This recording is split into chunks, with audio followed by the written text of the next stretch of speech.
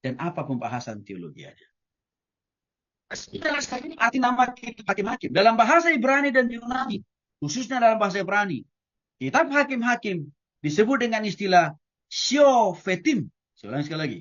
Kitab hakim-hakim dalam bahasa Ibrani adalah Shofetim. Fetim. Artinya hakim-hakim atau para hakim. Nah, nama hakim-hakim atau para hakim atau para penghakiman ini merujuk pada satu suku yang bertindak sebagai penegak keadilan.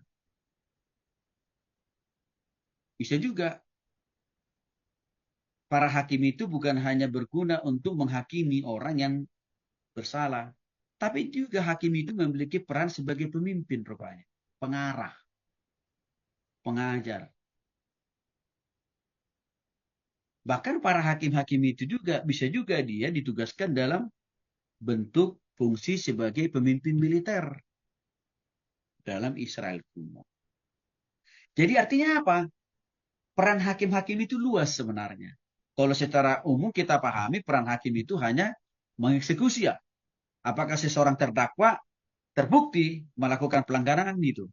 Tapi di era Alkitab, luas pengertian daripada hakim-hakim itu. Di samping dia penegak keadilan atau penegak hukum, tapi juga dia berfungsi sebagai pemimpin rupanya. Pengarah. Oke. Dalam bahasa Yunani, nama kitab hakim-hakim disebut dengan istilah kritai. Bukan kriteria, tapi kritai. Sama artinya seperti dalam bahasa Ibrani, hakim-hakim. Nah, pada saat kapan sih konteks hakim-hakim ini muncul? Kitab hakim ini muncul Bapak Ibu, ya, di kitab ketujuh dalam perjanjian lama.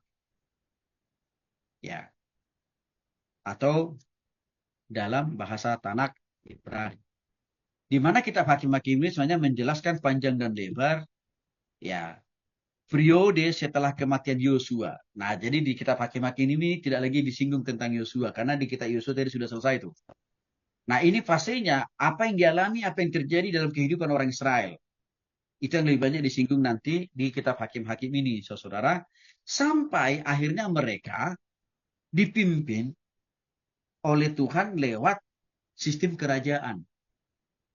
Ya, Israel. Nah, di samping itu kitab hakim-hakim ini juga nanti menjelaskan kepada kita, lagi-lagi nih, dosa-dosanya bangsa Israel ini seperti dosa-dosa kita zaman ini. Ya, kumatan Bapak Ibu. Kadang-kadang tobat, besok kumat. Nah, itu dia kerjanya itu. Nah, waktu mereka kumat, udah Tuhan izinkan mereka mengalami penganiayaan, penindasan dari musuh. Tapi mereka waktu mereka tobat, Tuhan pulihkan, Tuhan tolong. Nah, jadi ini menarik sebenarnya. Kalau kita dalami kitab-kitab ini, Bapak Ibu, karena ini mencerminkan diri kita sebenarnya. Ya. Nah, dasar Alkitab kitab hakim-hakim terambil dari Hakim-hakim 2 ayat 16.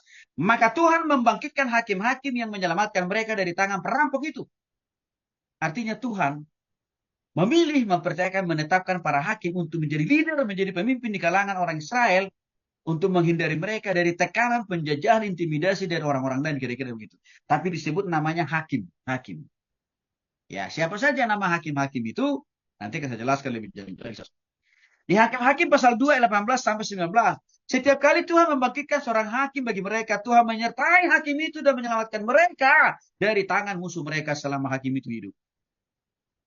Rupanya signifikansi atau peran dan fungsi hakim itu di kalangan orang Israel sangat strategis, sangat berguna, sangat berdampak.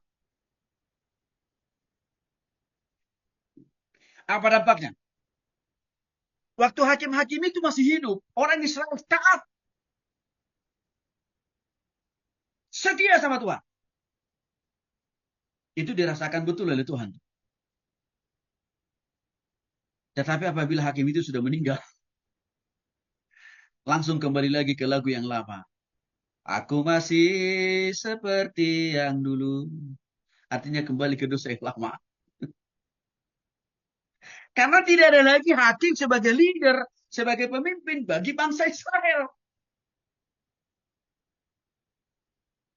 Nah, ini juga sama kan tercermin dalam kehidupan kita hari-hari ini. Kalau di kantor, bagi Bapak Ibu profesional ini terasa lah. Kalau bosnya udah masuk, wah, Buru-buru dia juga ikut-ikutan masuk lebih cepat.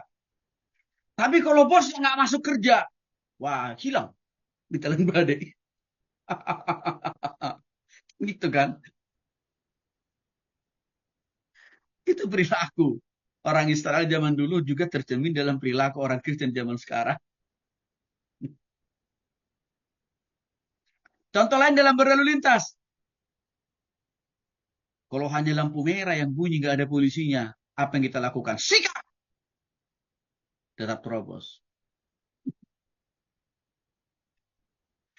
Kecuali kalau sudah ada polisinya. Kalau patung polisi pun yang ditaruh di perempatan, tetap sikat aja. Kecuali kalau polisi benaran. Kalau polisi hidup, bertaat. Tapi kalau hanya polisi tidur, sikat juga. Karena dia anggap polisinya mati kok. Nah itu cerminan karakter orang Israel tuh. Di era hakim-hakim. Seringkali mereka tidak taat. Karena kealpaan, karena ketiadaan para pemimpin. Padahal sebenarnya Tuhan sudah banyak memberikan contoh kepada mereka. Di kitab-kitab sebelumnya kan ya.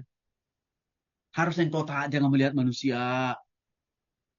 Harusnya engkau takut melakukan dosa jangan karena melihat orang. Tapi lihat aku, kata Tuhan. Tapi seringkali orang Kristen memilih. Enggak, lebih taat sama manusia dibanding sama Tuhan. Itu namanya terlalu